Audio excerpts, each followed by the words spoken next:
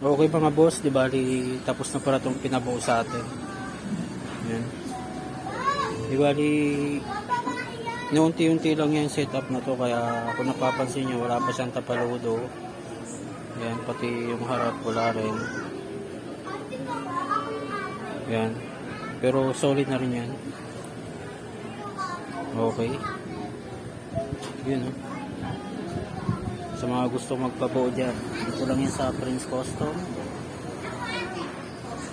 Okay, meron din tayo ibang mga design, yung mga ganitong design. Kung gusto nyo ganitong design, dual full width shock, meron din tayo yan, stand up. Tapos dual full na walang shock, meron din tayo. Okay, nagsiset up din tayo ng engine mga boss. Okay, let's do this.